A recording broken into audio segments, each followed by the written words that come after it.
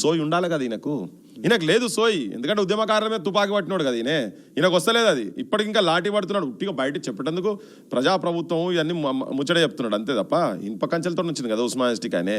So నేనేమంటున్నా అంటే ఇక్కడ ఉన్నటువంటి వాళ్ళు, ఇక్కడ ఈ ప్రాంత అస్తిత్వం గురించి, ఈ ప్రాంత ఆత్మగౌరవం గురించి, ఈ ప్రాంత విముక్తి గురించి కొట్లాడినటువంటి వాళ్ళు చాలా మంది ఉన్నారు. సాహిత్యం కూడా ఉన్నది. జైలు గోడలలో ఉండి నిజాంకు వ్యతిరేకంగా పాటలు రాసినటువంటి మా దాశరథి, నిజాము నువ్వు బూజురా అని చెప్పి రాసినాడు. నా తెలంగాణ కోటి రతనాల వీణ అన్న ఆయన విగ్రహం ఆడ పెట్టాలనా లేదా? అది అడగొద్దా మేము?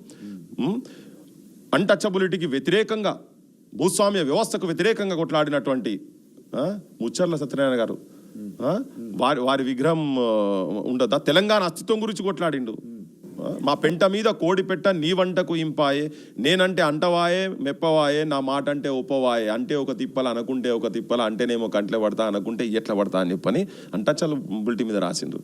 ఈ ప్రాంత ఔన్నత్యాన్ని పెంపొందించేందుకు ఎంతో సాహిత్యము, జానపదాలు కావచ్చు, రెయిన్ ఈజ్ ఫాలింగ్ జమ్మా జమ్ లెక్ పిసల్కై గిరిగై హమ్ అని పార్సీ ఇంగ్లీష్లో కలిపి రాసినటువంటి ముచ్చట సత్యనారాయణ గారు జైళ్ళలో ఉన్నాడు. ఆయన జైల్లో ఉన్నాడు. ఇటువంటి వాళ్ళే మరి పెట్టాలనా లేదా? మరి రావాడ సత్యనారాయణ గారిది పెట్టాలనా లేదా?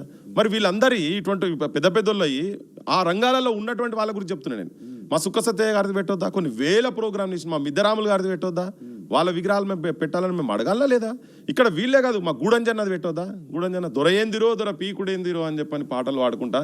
అంటే ఇక్కడ ఈ ప్రాంత విముక్తి గురించి, ఈ ప్రాంత ప్రజా పోరాటాలు, ప్రజల హక్కుల గురించి వాళ్ళు ప్రజల తరఫుకు నిలబడి సాహిత్యాన్ని పెట్టి వాళ్ళు సర్వం ఓడినటువంటి ఎంతో మంది మహానుభావులు ఇక్కడ ఈ ప్రాంతం ఉన్నట్టు. వాళ్ళు కమర్షియల్ ఆర్టిస్ట్ కాదు.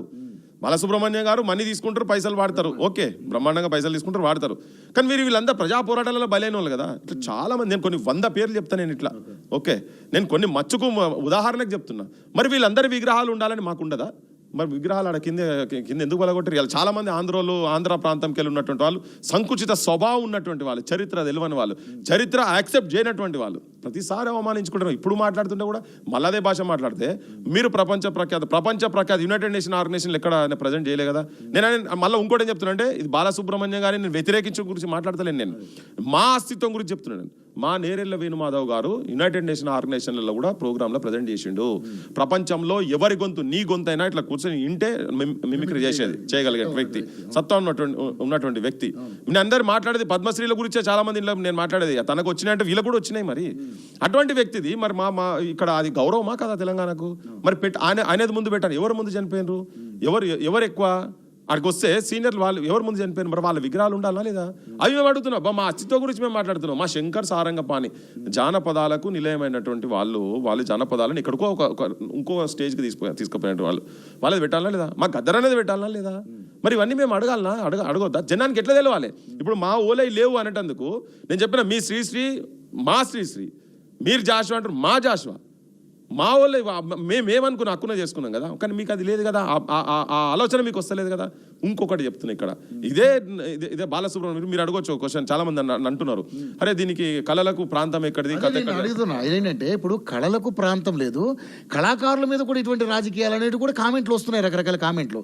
ఇంకొకటి, మీరు చెప్పినటువంటి ఈ కళాకారులందరూ ప్రపోజల్స్ గవర్నమెంట్ దగ్గరికి వెళ్తే వాళ్ళు యాక్సెప్ట్ చేయకపోతే మీరు ఈ ఉద్యమం చేయాలి. కానీ ఆల్రెడీ ఎస్పి బాలసుబ్రహ్మణ్యం గారికి సంబంధించి వీళ్ళు ఆల్రెడీ ఒక ప్రపోజల్ పెడితే ఆయన దానికి యాక్సెప్ట్ చేశారు కాబట్టి పెడుతున్నారు అక్కడ.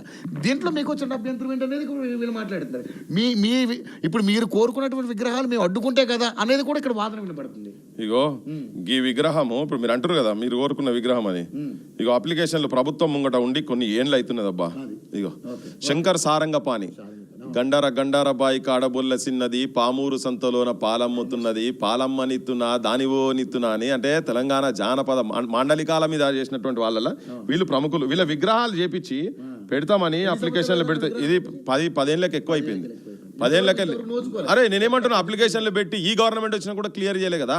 ఇగో పక్కకున్నటువంటిది ఇప్పుడు ఈ ఫోటోలో ఉన్నటువంటి వాళ్ళ చనిపోయింది అబ్బా. ఇగో నేను చూపిస్తా, ఇగో ఈమె సంధ్యక్క, ఒకసారి చూపియండి. సంధ్యక్క శంకరన్న వైఫ్, ఈమె నేను ఇప్పుడు శంకరన్న వైఫ్ చనిపోయింది క్యాన్సర్ తోటి. ఈమె కూడా అద్భుతమైన సింగర్. పక్కకున్నటువంటి కొడుకు శంకరన్న కొడుకు, తన కూడా క్యాన్సర్ తో చనిపోయిండు. ఇద్దరు చనిపోయిండ్రు. ఫస్ట్ తల్లి చనిపోయింది, తర్వాత తను. ఇప్పుడు ఈ జానపదాలకి విగ్రహాలు అయితే చూసిరు కదా, జానపదాలకు ప్రాణం పోసినటువంటి ఇటువంటి వాళ్ళు, వీళ్ళని ఎంకరేజ్ చేసినటువంటి వాళ్ళు, మా ప్రణయాన్న ఇటువంటి వాళ్ళు చాలా మంది ఉన్నారు. ఇంకా నేను అంటే చాలా పేర్లు ఉన్నాయి కానీ సార్, అయితే ఇప్పుడు వీళ్ళ విగ్రహాలు వీళ్ళ కుటుంబాలు మొత్తం ఆగమైపోయినాయి కదా, కుటుంబాలు.